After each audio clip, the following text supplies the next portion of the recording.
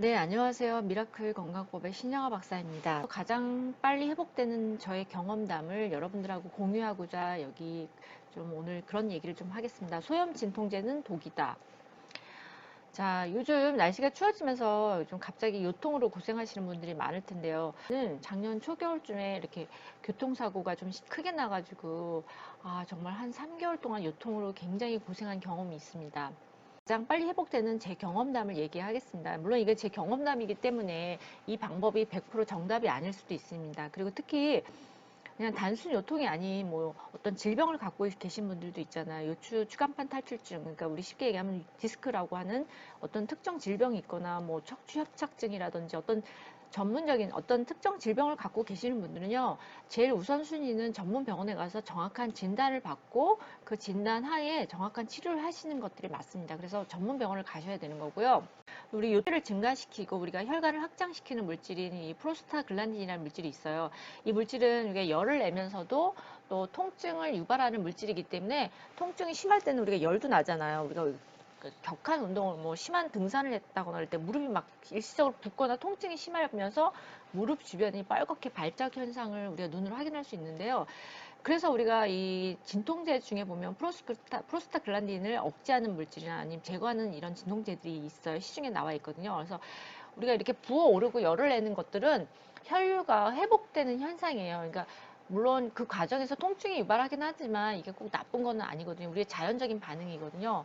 그리고 통증이라는 거는 근육을 회복시키기 위한 자연적인 반응이라는 걸 우리가 이해해야 되고, 또한 뼈나 관절도 이게 혈관이나 신경이 지배를 받기 때문에 피로 물질이 많이 쌓이게 되면 혈류 장애도 발생하면서 조직 장애까지 일으킬 수 있다는 거죠. 이럴 때는 이제 혈류가 자연스럽게 순환이 되면서 정상적으로 통증도 생기고 치유되는 과정입니다. 그래서 방문하면 가장 먼저 처방받는 약이 아마 소염 진통제일 겁니다. 특히 노인분들은 만성 통증이 굉장히 많으시잖아요. 요통 말고도 뭐 경추 통증도 있고 오십견도 있고 무릎 통증도 있고 뭐 루마티스 관절염, 그냥 뭐 일반 퇴행성 관절염. 그래서 집에 보면 소염 진통제를 굉장히 많이 갖고 계세요. 그리고 그걸 끊임없이 드시잖아요. 근데 이 약이 사실은 소염 진통제가 짧은 기간 동안 먹을 때는 괜찮지만 장기간 먹게 되면 우리 몸에 독으로 작용할 수 있거든요. 그래서 자, 소염 진통제의 작용에 대해서 설명을 좀 드리겠습니다.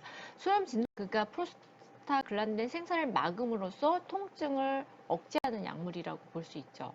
근데 아까도 제가 말씀드렸지만 혈류를 억제하거나 혈류 순환을 닫거나 하는 것들이 결국은 일시적으로 통증을 막을 수는 있지만 우리의 자연 치유 반응을 막아서 좋지 않다는 거죠. 그러니까 혈류와 통증을 막아서 통증 자체는 일시적으로 멈추지만 혈류를 막아버리기 때문에 자연적으로 회복되는 과정을 멈추게 한다는 거죠. 우리가 자연적으로 회복이 되려면 어떤 혈류가 들어가면서 영양 물질도 넣어야 되고 산소도 넣어줘야 되고 거기 안에 자연 치유를 도와주는 물질들이 있거든요. 근데 혈류 자체를 막아버리기 때문에 통증도 억제하지만 순환도 억제하기 때문에 우리가 몸을 더욱더 차갑게 만들고, 또 우리 소염 진통제는 그렇게 장기간 복용을 하고 안 됩니다. 물론 우리가 급성 염증이나 어떤 세균 감염이 있거나 이럴 때는 염증이 심해지지 않기 위해서는 소염 진통제를 초기에는 먹어야 돼요. 하지만 이게 소염 진통제를 처음에 사용하는 건 당연하지만 문제는 염증에 막 2주 이상 장기간 약을 복용했다든지, 어르신들을 보면 뭐 한 달, 뭐 몇 달 동안 소염 진통제를 거의 장기 복용하시는 경우가 굉장히 많거든요. 근데 이 소염 진통제를 장기간 복용하게 되면 이 교감신경의 긴장 상태를 만들고, 또 교감신경이 과하게 활성화되면 교감신경의 지배를 받는 과립구가 증가되면서, 이 과립구가 증가되면 또 과립구가 소멸될 때 활성산소가 많이 발생하면서 이게 유장 점막에 손상을 입히는 단계를 좀 설명을 드렸는데요. 그러니까 우리가 너무 과도한 스트레스를 받거나 긴장 상태가 있거나 너무 일을 많이 하거나 이럴 때는 우리가 교감신경이 활성화되면서 과립구가 증가되고, 그리고 과립구가 생명을 다하고 소멸할 때 그 안에 핵 안에서 활성산소가 많이 발생한다고 그랬거든요. 근데 활성산소가 일정량만 있으면 괜찮지만 너무 많은 양이 발생이 되면 위장 점막에 손상을 입혀가지고 또 그 점막에 손상을 입혀서 여러 가지 염증을 또 유발할 수도 있고, 2차적으로 또 이게 온몸에서도 특히 요통이 발생한 주변에서도 주변 조직을 파괴할 수 있을 수도 있다고 말씀을 드렸습니다. 그래서요, 여러분들이 통증이 있을 때는 소염 진통제부터 끊어야 됩니다. 물론 초기에 복용하는 건 괜찮아요. 단기간 복용하는 건 괜찮은데요. 2주 이상을 뭐 드시면 안 됩니다. 우리 몸에서 독소로 작용할 수 있거든요. 그래서 제 사례를, 제 경험을 좀 말씀드리겠습니다. 그러니까 뭐 저는 물론 이제 현대의학도 공부를 했고, 대체의학도 공부를 했고, 한의학도 공부를 좀 했기 때문에, 제가 작년에 교통사고로 초겨울쯤에 목과 허리를 너무 심하게 다쳐가지고 척추 전문 병원에서 이제 검사도 다 하고, 그리고 그때 처방받은 약이 소염 진통제하고 물리치료였어요. 근데 처음엔 좀 너무 아파가지고 저도 처음에는 소염 진통제가 좋지 않다는 건 알지만 그래도 약을 좀 먹었거든요. 2주 동안 먹었는데 2주를 먹어도 2주 먹으면서 매일 물리치료를 매일 받았어요. 매일 받았는데도 별로 효과가 없더라고요. 그래서 제가 생각했을 때 이게 소염 진통제를 2주 다 먹고도 또 2주를 또 받아서 거의 한 달치 약을 받았던 것 같아요. 그래서 이렇게 장기간 먹으면 안 되겠다. 게다가 속은 너무 쓰리고 그래서 치료 방법을 바꿨어요. 그러니까 제가 공부했던 방법을 제 몸에 적용시켜 보기로 한 거죠. 저는 뭐 공부할 때 항상 제가 제 몸이 먼저 실험 도구거든요. 제 몸에 먼저 해보거든요. 뭐 침도 그렇고 약도 그렇고 식이치료도 그렇고 뭐든지 저 몸에 제가 먼저 해보고 제가 했던 경험담을 쭉 12가지인가요? 13가지, 14가지거든요. 14가지를 그냥 쭉쭉쭉 말씀을 드릴게요. 일단은 첫 번째 약을 먹어도 통증이 끊기지 않아서 일단 소염 진통제를 완전히 끊었어요. 이게 더 이상 먹어서는 안 되겠구나. 먹을 수 있는 기간 동안 충분히 먹었구나 생각해서 소염 진통제를 딱 끊고 많이 아프잖아요. 허리가 아프니까 그때 이제 핫백 찜질을 좀 많이 했어요. 저녁에 와서 핫팩 찜질을 많이 하고요. 그 다음에 자주 다니는 한의원 있어요. 뭐 굉장히 가까운 한의원에 가서 매일 갔어요. 매일 침하고 온열 치료하고 가면은 이제 침하고 온열요법도 해주시고 이제 물리치료를 하시죠. 근데 대부분 이제 온열요법하고 침이거든요. 그래서 이거를 매일 받았어요. 매일 받고 그리고 제가 전에 이거 카이로프락틱을 하시는 분이 있어요. 개인적으로.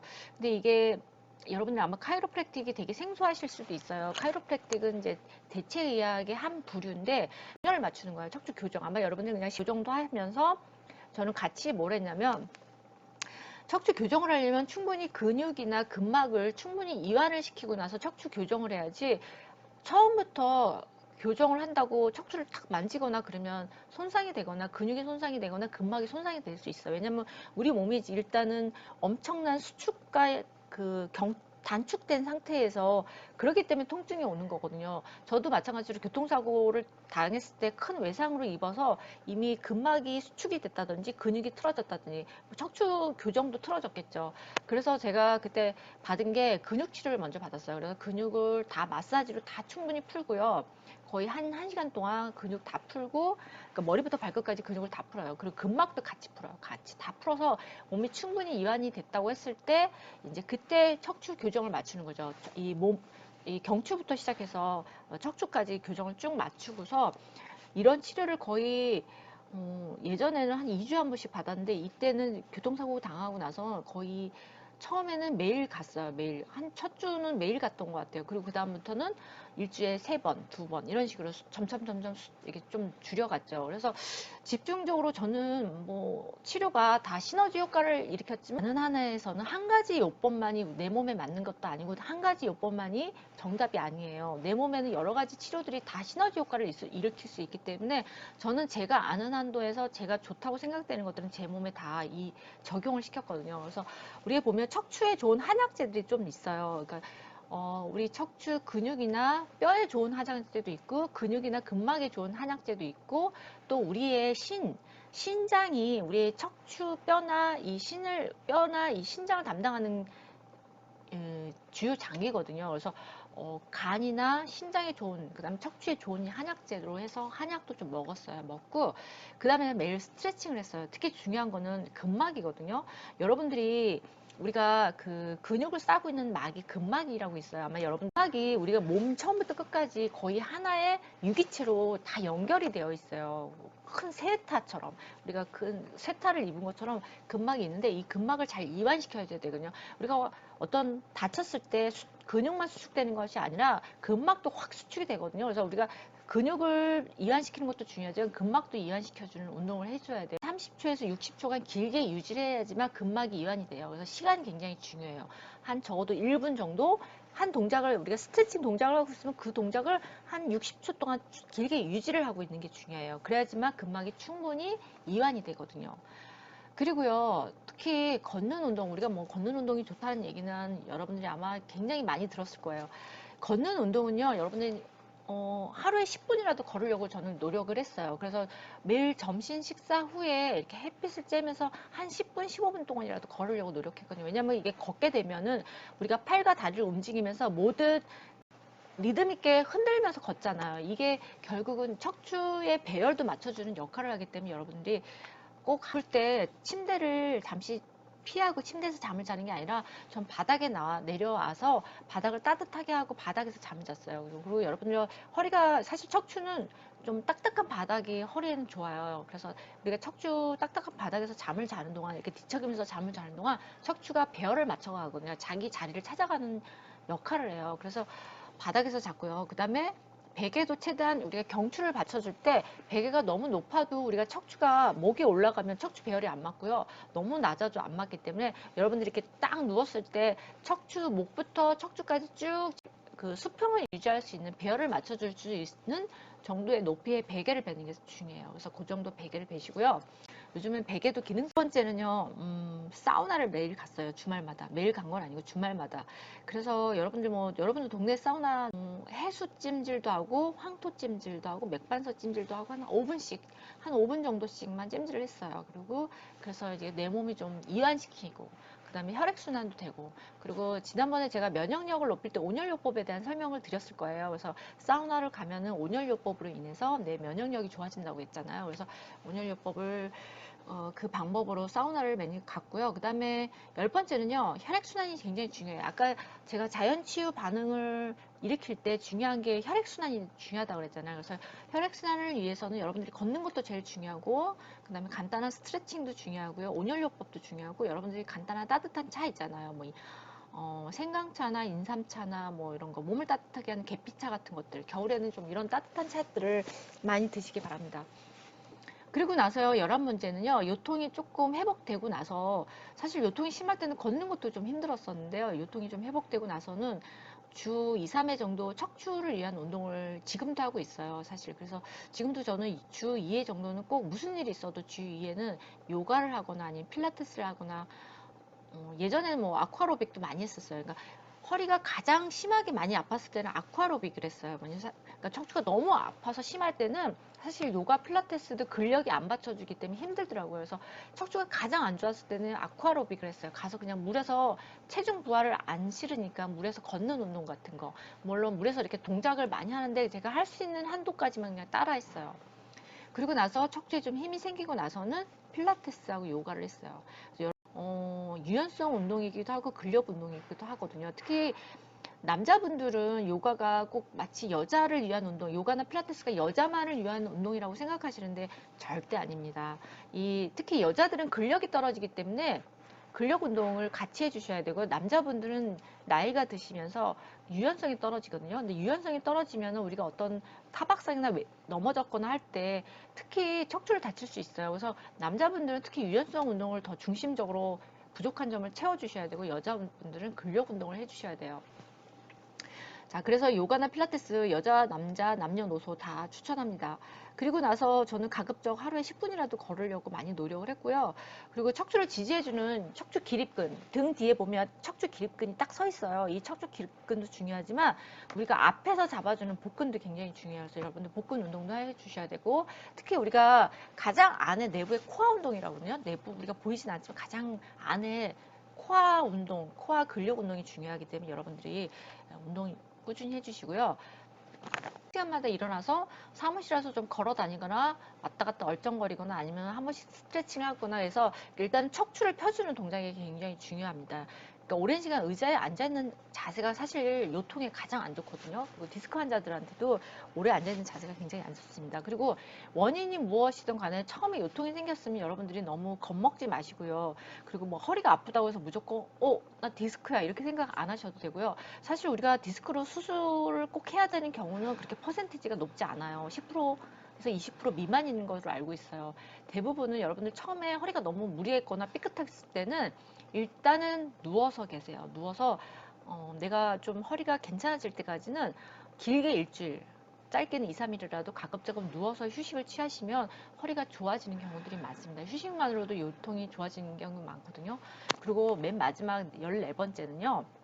아까도 얘기했지만 스트레스가 과립구를 많이 형성하면서 과립구가 터지면서 활성산소를 발생하고 활성산소가 조직의 어떤 염증 물질을 유발하면서 통증의 원인이 될 수 있거든요. 그래서 여러분의 심리적인 스트레스도 요통이 될 수 있습니다. 여러분들이 어떤 외상이 아닌 그냥 갑자기 어느 순간 내가 요통이 왔다 그러면 최근에 내가 어떤 심리적인 스트레스나 어떤 뭐 심리적인 압박감이나 여러분들이 이런 원인이 있지 않나를 한번 생각해 보세요. 그래서 여러분들이 어떤 외상이 아닌데 스트레스가 심했고 어떤 요통이 왔다 그러면 여러분들 스트레스에 대한 관리도 필수입니다.